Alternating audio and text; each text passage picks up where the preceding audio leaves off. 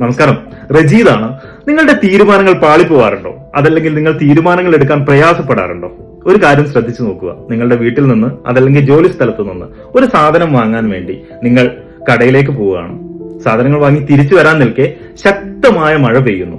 നിങ്ങൾക്ക് 2-3 ഓപ്ഷൻസ് ഉണ്ട്. ഒന്ന്, നിങ്ങൾ മഴ നനഞ്ഞുകൊണ്ട് വീട്ടിലേക്ക് വരാം. 2, ഒരു കുട സംഘടിപ്പിച്ചുകൊണ്ട് അല്പം മഴ നനഞ്ഞുകൊണ്ട് വീട്ടിലേക്ക് വരാം.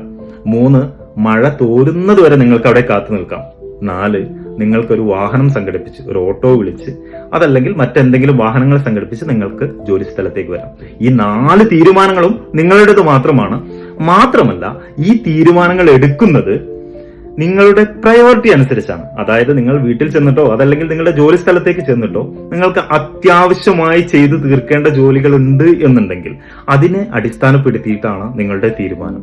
അവിടെ സമയത്തിന് വാല്യൂ ഉണ്ട്, പണത്തിന് വാല്യൂ ഉണ്ട്, നിങ്ങൾ നനയുന്ന അല്ലെങ്കിൽ നിങ്ങൾ എടുക്കുന്ന റിസ്കിന് വാല്യൂ ഉണ്ട്. അപ്പൊ ഏതാണോ ഏറ്റവും പ്രയോറിറ്റൈസ് എന്ന് നിങ്ങൾ തിരിച്ചറിഞ്ഞ് നിങ്ങൾ ആ സമയത്ത് എടുക്കുന്ന തീരുമാനമാണ് ഏറ്റവും ഉചിതമായ തീരുമാനം. തീർച്ചയായും നിങ്ങളുടെ തീരുമാനത്തിന്റെ റെസ്പോൺസിബിലിറ്റി, ഉത്തരവാദിത്വം നിങ്ങൾക്ക് മാത്രമാണ്. അതുകൊണ്ട് ജീവിതത്തിലെ ഓരോ തീരുമാനങ്ങളും നിങ്ങൾ ആ സിറ്റുവേഷൻ കണ്ടറിഞ്ഞ് അതിന്റെ ഭാവി നോക്കി ആ ഏതിനാണോ നിങ്ങൾക്ക് സമയം ഏറ്റവും കൂടുതൽ പ്രയോറിറ്റി കൊടുക്കേണ്ടത് അത് കൊടുത്തുകൊണ്ട് തീരുമാനങ്ങൾ എടുത്ത് മുന്നോട്ട് പോവുക. Have a wonderful time. By.